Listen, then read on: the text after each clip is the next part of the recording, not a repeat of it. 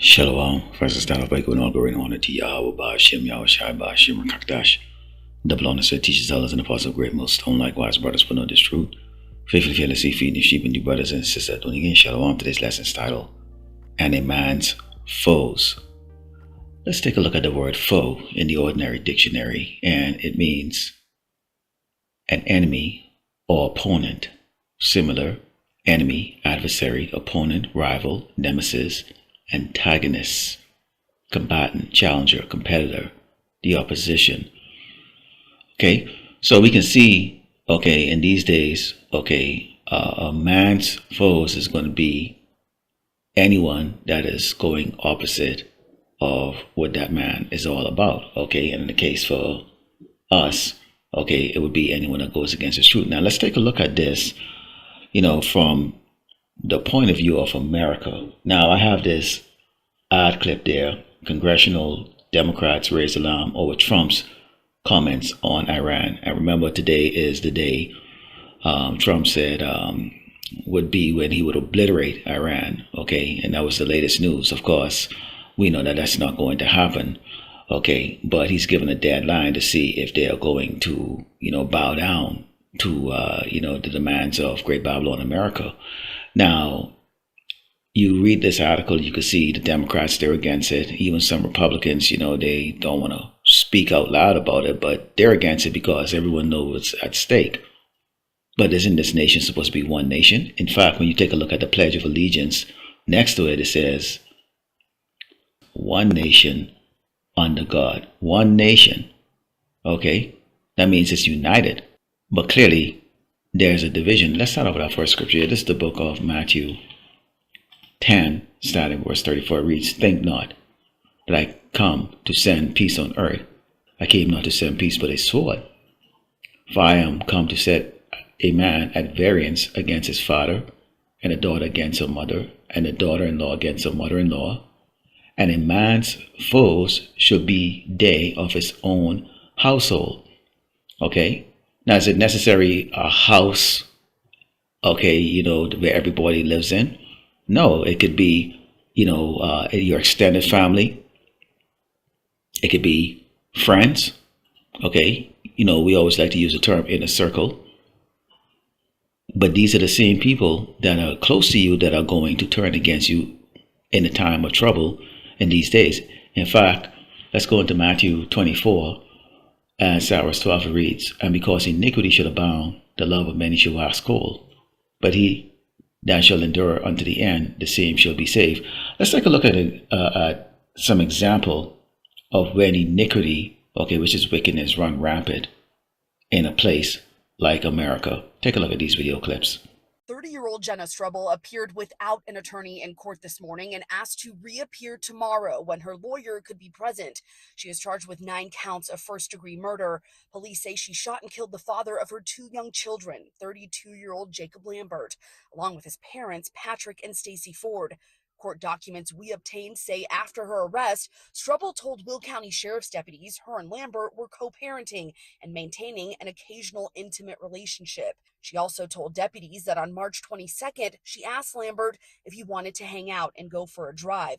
After realizing Plum Creek Nature Preserve was closed, she pulled over on Burnham Road in Sauk Village and told Lambert she had a surprise for him and that she was going to give him a back massage with a massage gun. While laying on his stomach in the reclined passenger seat, Strubble told deputies she climbed on his back in a straddling position and massaged him for approximately 20 minutes before grabbing a Glock 19 fit with a suppressor she'd hidden under the seat. Court documents say she was holding it pointed to the back of his head for about 8 minutes while massaging him and eventually shot him in the back of the head. Strubble then allegedly drove the car to his parents' home and told deputies that as soon as his dad opened the door, she began shooting, hitting Patrick and Stacy Ford multiple times.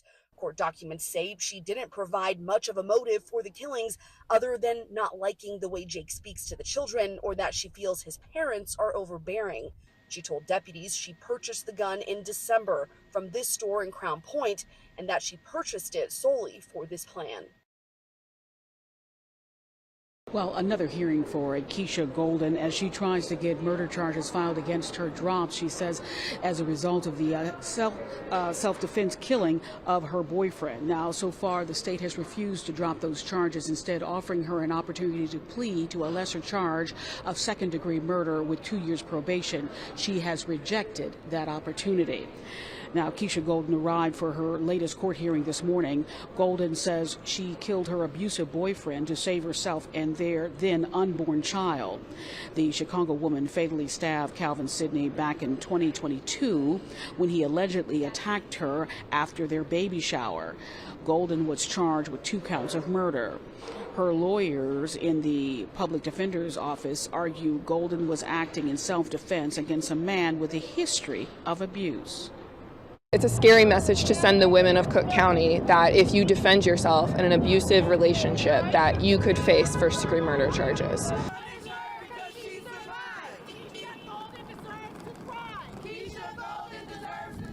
2022, police responded to 5 domestic violence incidents involving that couple. In July of 2022, they say that Golden, who has the support of over a dozen community and advocacy groups, did have an order of protection against Sidney. Now, Golden does remain out on bond, and just as we have information that her daughter now is 3 years old. Of course, that hearing is ongoing. Police say a Tinley Park man admitted he killed his wife and 3 daughters and even told them why. Meanwhile, friends are remembering the 4 women shot and killed Sunday in the southwest suburb. CBS 2's Andrew Ramos is outside court in Bridgeview, where the accused gunman faced a judge this afternoon. Andrew? And Joe, that man, Mahar Kessam, is being held tonight without bail, accused of murdering his wife and 3 adult daughters in cold blood. The result of what prosecutors say was a heated argument over respect and money. The defendant stated, quote, "They're all gone." They're the chilling words 63-year-old Mahar Kessam told responding officers who arrived at his family's Tinley Park home Sunday morning after he called 911, telling a dispatcher that his wife, 53-year-old Mahida Kessam, had been shot. When police asked where everyone was at, the defendant pointed in the direction of the basement. Police would find the bodies of his wife Mahida, his 25-year-old twin daughters Halima and Zahia, and 24-year-old daughter Hanan. Also inside the home at the time of the shooting was their 19-year-old son, the lone witness, who was left unharmed. According to prosecutors, the teen woke up to a heated argument happening between Mahar and one of his daughters, where his wife and other 2 daughters were urging him to calm down, and then gunshots rang out. When witness 1 went downstairs to see what was going on, he observed victim 1 on the floor. The 19-year-old first found his mother, then 2 of his sisters fatally shot, and then walked in moments before his father shot the 3rd daughter. 2 guns were recovered at the scene. According to prosecutors, Kessam appeared to be disgruntled over how he was treated inside the home. The defendant was recorded volunteering things about having just retired, and that, quote, "She treats me like a dog. I worked 40 years," unquote. And, quote, "I worked all my life to give my family a better home, and they treat me like." Meanwhile, the community continues to comfort this family who has lost so much. Hundreds gathered at the Mosque Foundation in Bridgeview for a prayer in honor of the 4 women killed in what police have called a senseless act of domestic violence, something they hope is addressed more within the community. It's about not only mental illness, but control and abuse. Now, funeral services for those women expected to take place later this evening, and Mahar Kessam is due back in court on February 16th. Reporting live outside Bond Court in Bridgeview, I'm Andrew Ramos, CBS 2 News. Joe and Erica. Thank you, Andrew. An Indianapolis father is now in jail accused of neglecting and murdering his own 5-year-old daughter. And now we're learning the father at the center of this case had a history of abuse. Fox 59's Jesse Wells shares the message this young girl's family is sending to the justice system after the girl's father violated several no-contact orders. Police were called to this home behind me just before noon on Monday and found the 5-year-old victim dead inside. The victim's family tells me that death was avoidable because the suspect had a history of abusing those around him, including his own daughter, for the last few years. 5-year-old Zara Arnold is remembered by her family as a smart young girl who had her life cut short, allegedly, by her own father. I'm mad. I'm very disappointed. because my granddaughter should be here. IMPD claims when they were called to this home on LaSalle, the girl's father initially claimed she died from falling down the stairs, but 41-year-old Zachary Arnold eventually confessed to repeatedly choking his daughter before finding her unconscious. Every child should feel safe in their home, right? And in this case, in a home, that child wasn't safe. Court records show a history of allegations against Arnold for child abuse, harassment, and violating no-contact orders dating back several years to when his daughter was less than a year old and continuing until as recently as last week. The system done failed us. The system done failed us. A majority of the complaints by Otanya's family did not result in charges by the prosecutor's office, but just last week, Arnold went to court and was placed on probation for allegedly violating a protective order against a different victim. Despite that legal history, Arnold retained custody of his daughter. She shouldn't have never been with him from the get-go. They shouldn't have never gave him custody. This has been an ongoing thing since she's been born. For their part, IMPD insists they intend to give Zara a voice in court because she can no longer speak for herself. We're that voice, and we're going to ensure that we do our part and work with the Marion County Prosecutor's Office and bring justice for that child. Finally, the suspect is now being held without bond at the Marion County Jail pending the filing of formal charges. Jesse Wells, Fox 59 News. We also have the... And you saw in those video clips, okay? Basically, you saw husbands being put to death by their wives. You see boyfriends getting put to death by their girlfriends. Okay, you see fathers turning against their kids and killing and murdering their children. So you can see here, okay, when you live under the rulership of the wicked, iniquity is going to run amok, basically get out of control. Okay, and people want to hide from that. You know, they want to basically put their head in the dirt or in the sand. You know, they surround themselves with people who are only going to speak happy talks. You know, they try to keep the party going on. You know, try to you know, put this image out there like, you know, they're the life of the party and that, you know, nothing bothers them. But it will real soon. Okay, and we are the ones that are bringing out the news that nobody wants to hear. In fact, let's go to 2 Ezra 15. Cyrus 20 reads, "Behold, speak thou in the ear of my people the words of prophecy which I put in thy mouth, said the Lord, and cause them to be written in paper, for they are faithful and true." So everything that's written in this Bible is going to come to pass. We've seen it come to pass right now. Okay, nations rising up against nations. Okay, you see a great division or great divide here in Great Babylon, America. Okay, you have the terrible or the fierce king that's in rulership right now that doesn't give two craps about his own people, which is Donald J. Trump. Okay, you see the so-called white man who the Bible describes as the red man, or the rider of the rider on the red horse, going out and taking peace from the earth. So it's all coming to pass. Continuing, it says, "Fear not their imagination against thee, let not the incredulity of them trouble thee that speak against thee." Mockery, you know, yeah, y'all always saying that. Y'all always reading the same scriptures over and over and over. Blah, blah, blah, blah, blah. You know, I'm still alive. I still have a job. I still have a roof over my head. I ain't starving to death. I'm not dead, you know. "For all the unfaithful shall die in their unfaithfulness. Behold, said the Lord, I will bring plagues upon the world, the sword, famine, death, and destruction." Let me read that to you again. "Behold, said the Lord, I will bring plagues upon the world, the sword, famine, death, and destruction." Okay, so nothing good. Okay, there are people starving right now. You think things are going well out there in the so-called Middle East right now with bombs flying around, people dying, and there's a lot of destruction, infrastructures that took years to build, just gone in rubble. But see, that's hard for any Babylonian or so-called Americans to fathom that, because most of you walking around are incredibly obese. You live in neighborhoods where you don't hear gunfire and shots. You don't see dead bodies all over the place. You know, and everything is still intact. You don't see, I think the greatest destruction you people might have seen ever was in 2001 when those World Trade Center buildings collapsed, which we know that was an inside job. But this lesson isn't about that.